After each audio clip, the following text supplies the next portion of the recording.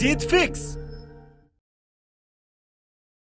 अगर तुम हर मिनट हर घड़ी किसी ऐसे इंसान के बारे में सोचते रहते हो जिसको शायद तुम्हारा दिल तोड़ने में, तुम्हें इग्नोर करने में, तुम्हें झूठा साबित करने में मजा आता है, तो अभी इसी वक्त अपने आप से दो प्रश्न पूछना। पहला ये कि उस इंसान के बारे में इतना सोचने का टाइम आया कहां से तुम्हारे पास, और दूसरा ये कि अब से तुम इस टाइम का क्या करने वाले हो। पहले प्रश्न का जवाब मैं तुम्हें दूंगा और दूसरे का तुम अपने अंदर ढूंढोगे। कहां से आया तुम्हारे पास उसको इतना सोचने का टाइम। तुमने लगभग सब जगह का टाइम मार दिया सिर्फ उस एक इंसान के लिए। अब तुम्हारे दोस्त तुम्हें पहले वाला दोस्त नहीं मानते क्योंकि तुमने अपने इतने सारे दोस्तों का टाइम भी उसको दे दिया है। अब तुम अपने शरीर पर ध्यान भी नहीं देते क्योंकि वो टाइम भी तुमने उसको दे दिया है। ना तुम समय पर नहाते हो, ना समय पर खाते हो, ना डेली एक्सरसाइज करते हो, ना जिम जाते हो, ना टाइम पर सोते हो, ना कोई ख्वाब भी रोते हो। क्या हालत बना रखी है तुमने अपनी। तुमने उस इंसान के लिए अपना और खुद का टाइम मार दिया जिसे तुम्हारे होने या ना होने से कोई फर्क नहीं पड़ता। तुम्हारी माँ कितना सोचती है तुम्हारे बारे में कि अब ये गुमसुम क्यों है जबकि इसकी कोई अभी एग्जाम भी नहीं है। सोच सोच के थक गई है वो, क्योंकि तुमने अपनी माँ से बात करना बंद कर दिया है। माँ से बात करने का टाइम भी मार दिया है तुमने बहुत सपने देखे थे कि लाइफ में ये करूंगा वो करूंगा, लेकिन तुमने वो सपने भी मार दिए क्योंकि जिस टाइम में तुम सपने देखा करते थे वो टाइम भी तुमने उसको दे दिया। तुम पहले कॉमेडी मूवी देखना पसंद करते थे लेकिन अब सिर्फ सैड सॉन्ग सुनकर रोते रहते हो।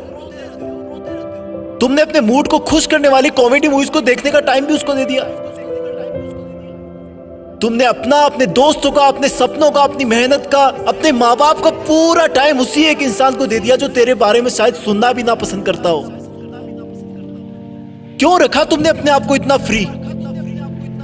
क्यों नहीं दिखी तुझे अपने आप में खुशी। अरे इस समंदर में बहुत सारे पत्थर है, तुम सिर्फ एक के लिए क्यों रुक गए।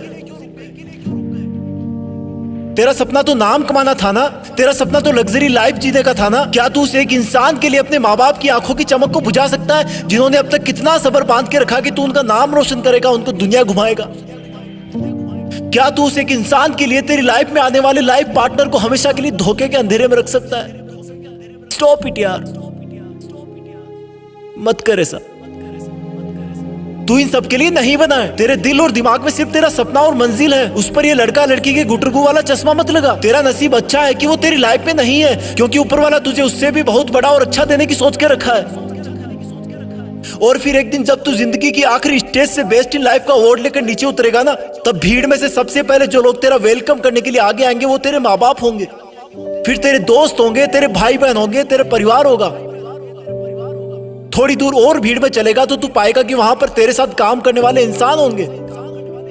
वो गरीब बच्चे होंगे जो तेरे किताबों और कॉपियां देने की वजह से आज सफल हो गए। और आगे चलेगा तो तुझे कुछ ऐसे लोग मिलेंगे जिन्होंने तेरी सफर में बहुत मदद करी होगी। तू उन सबके सामने झुककर उनका शुक्रिया करना।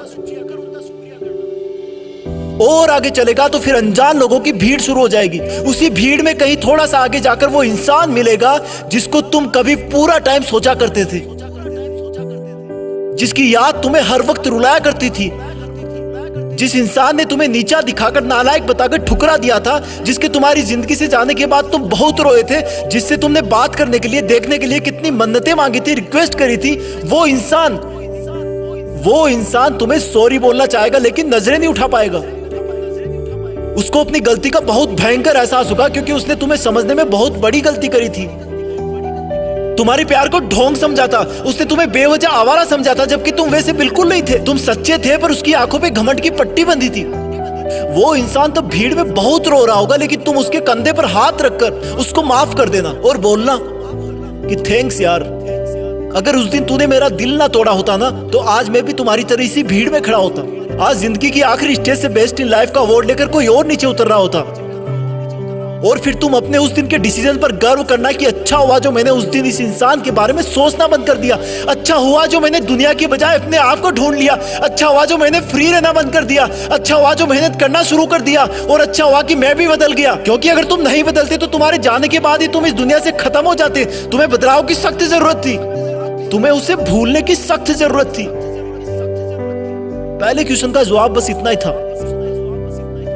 दूसरे प्रश्न का जवाब अब तुम्हें अपने अंदर ढूंढना है कि अब तुम उस इंसान को भूलने के बाद उस टाइम में क्या करोगे जिसमें उसको याद किया करते थे। याद रखना, ये जितना मुश्किल लग रहा है उतना मुश्किल बिल्कुल नहीं है। तुम कर सकते हो। You can do it. तुम्हारी जीत फिक्स है, तुम्हें करना ही होगा। तुम ऐसे किसी को सोचकर अपना वक्त बर्बाद नहीं कर सकते। तुम्हें खुद को पूरी दुनिया से ऊपर रखना है। तुम कर लोगे। तुम लकी थे कि तुम्हें वो दर्द और एहसास मिला जो तुम्हें रॉकेट की तरह उठने पर मजबूर कर दिया। अब तुम्हें कोई नहीं रोक सकता। जय हिंद।